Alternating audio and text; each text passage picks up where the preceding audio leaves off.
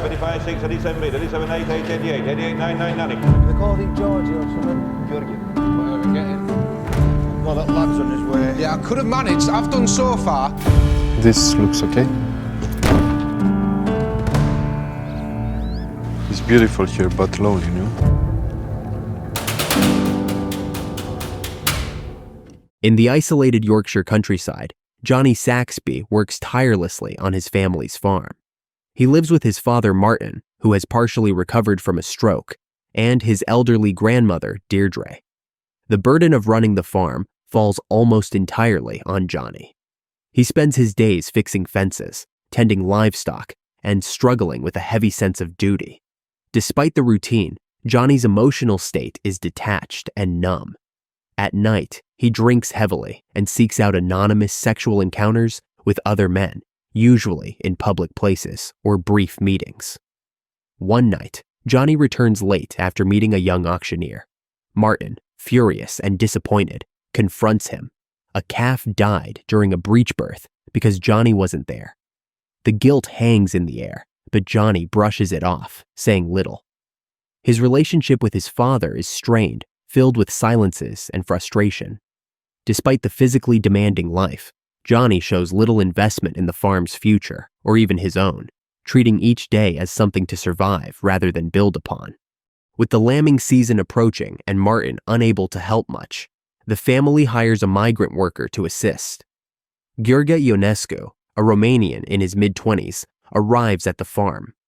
He's quiet, observant, and more experienced than Johnny expects. Johnny greets him coldly, full of resentment and suspicion. He immediately refers to Gheorghe with a racial slur, calling him a gypsy. Gypsy. Please don't call me that. Showing his discomfort and ingrained prejudice. Martin and Deirdre offer no welcome either. Gheorghe is assigned to sleep in a rundown caravan outside the house. Despite this inhospitable reception, Gheorghe begins his work efficiently. When it becomes clear that the sheep have wandered far out toward the hills and a nearby boundary wall still needs repair. And what about that boundary wall being down? You should have bothered fixing fencing in back paddock when I asked you months back. Martin instructs Johnny and Gheorghe to camp near the animals for a few days. Supplies are packed, and the two men reluctantly leave the main farm together. As they hike through the rocky terrain, the tension between them simmers. Gheorghe remains calm and practical, while Johnny is short-tempered and dismissive, clearly uncomfortable sharing space with someone he sees as an outsider. Johnny and Gheorghe set up a rough camp near the sheep. They use a tent and minimal supplies to last several days.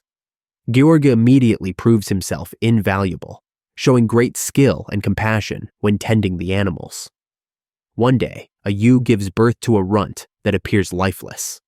Johnny stands back, watching skeptically as Gheorghe springs into action. He clears the lamb's airways, gently massages its chest, and uses his own body heat to revive it.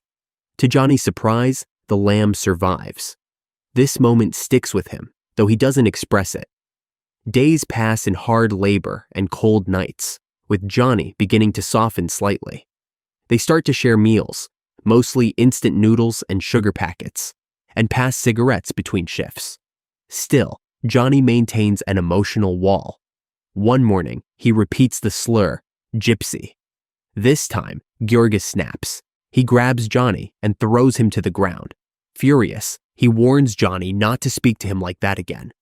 The altercation leaves Johnny shaken, not just physically, but emotionally, as something unspoken begins to stir between them.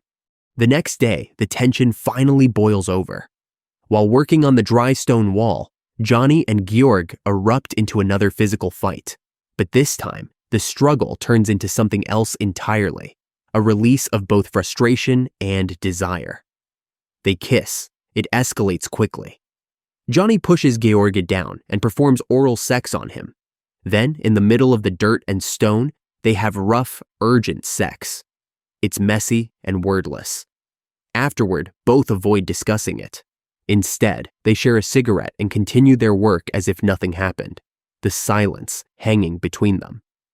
Later that night, Johnny tries to initiate another round, aggressive and rushed. But Gheorghe stops him. Instead, he slows things down. He kisses Johnny, showing a different side, that sex can be gentle, affectionate. They undress slowly this time. The sex is intimate and tender, their connection deepening. Johnny is clearly affected, but says little.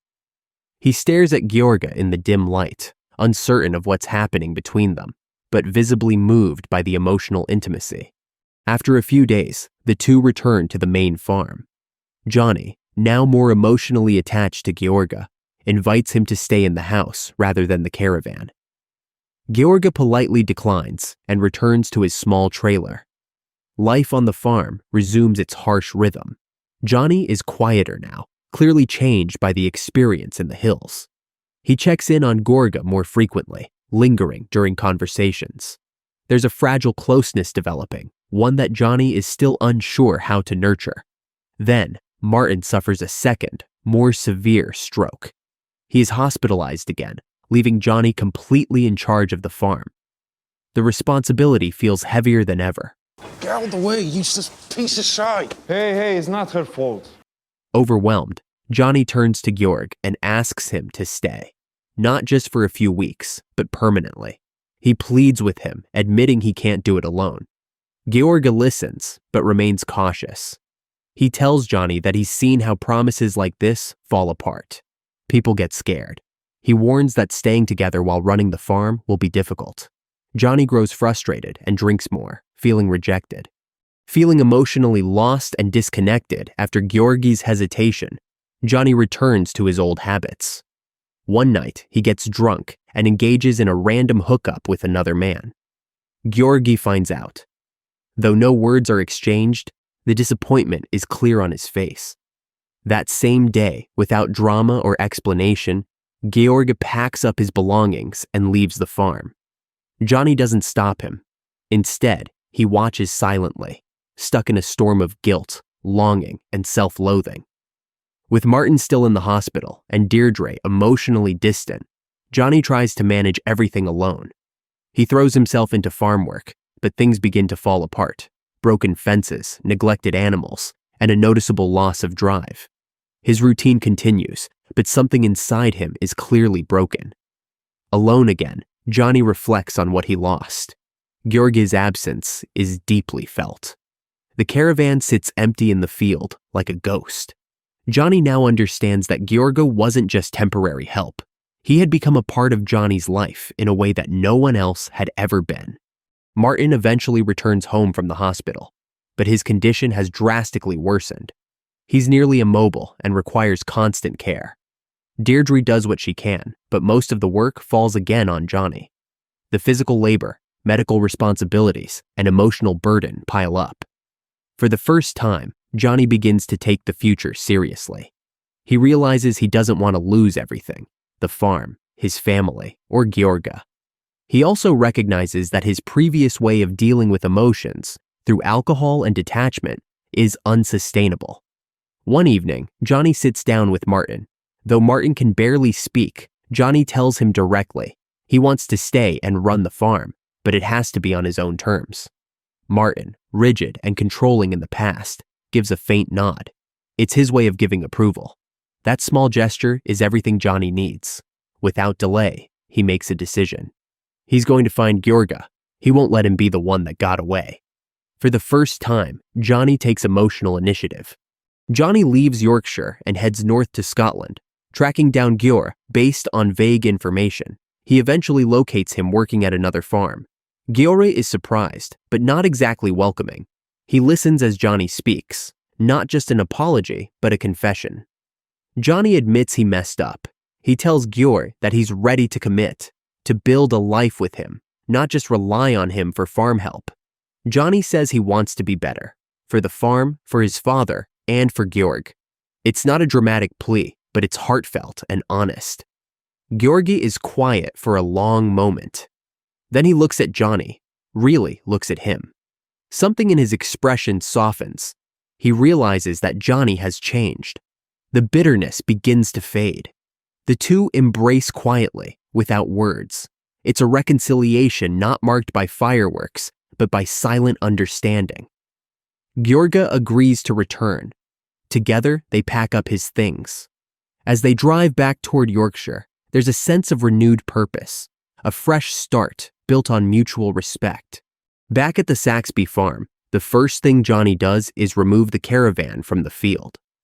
Deirdre moves into the house, a clear sign that he's no longer a temporary guest, but part of the family.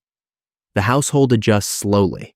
Martin, now nearly fully dependent, accepts Georg's presence without complaint.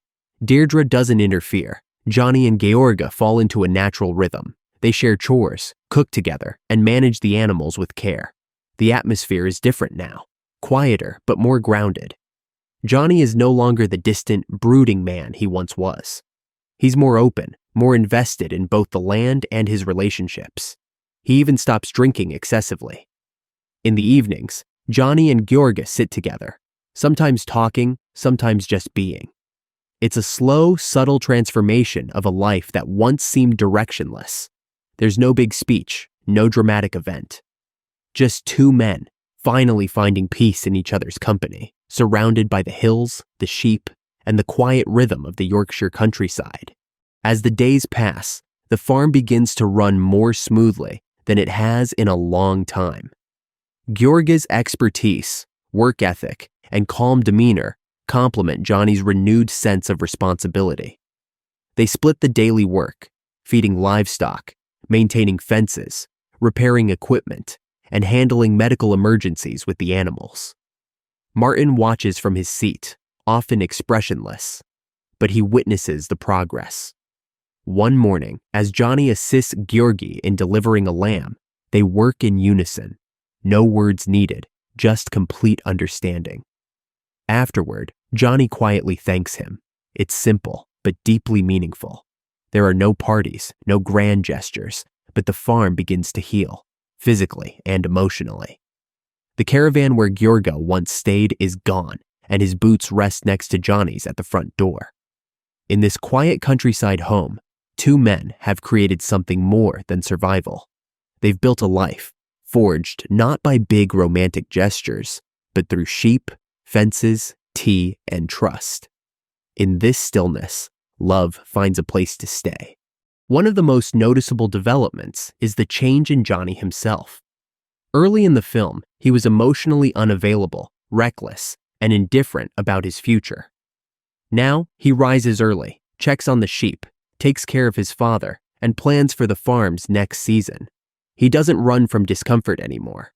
When problems arise, he talks them through with Georg instead of bottling them up. Even Deirdre notices the shift, though she never says much aloud. One evening, she places 2 mugs on the table instead of 1. It's her way of acknowledging the new normal. Johnny, once emotionally frozen, now smiles more often, not wide grins, but quiet, sincere ones. The farm doesn't feel like a cage anymore. It's become a home. Georga's presence isn't just romantic or functional, it's stabilizing. He balances Johnny, keeps him grounded, and Johnny, in return, offers genuine commitment. The transformation isn't flashy, but it's real. Johnny has grown not just into a better farmer, but into someone who can give and receive love. After Johnny brings Georgi back from Scotland, the two return to the Yorkshire farm together. Once home, Johnny removes the caravan, the very place Georga had once been made to sleep in isolation, symbolizing a shift in how Johnny wants Georg to be part of his life, not as a laborer, but as an equal. Georga moves into the house, joining Johnny, Martin, and Deirdre. There's no dramatic dialogue or confrontation, just action and presence. Johnny and Georgi get back to work on the farm as partners. They share small domestic moments, such as sitting together in the living room or cooking and working as a team. Martin remains silent but accepts Georga's presence, offering no resistance. The film ends on a quiet but meaningful note. Georga and Johnny, together in the farmhouse, preparing to face the future as a couple. The camera doesn't close with a big emotional scene, but with a steady sense of quiet resolution. No more caravans, no more hiding, just 2 men now living together, choosing to stay.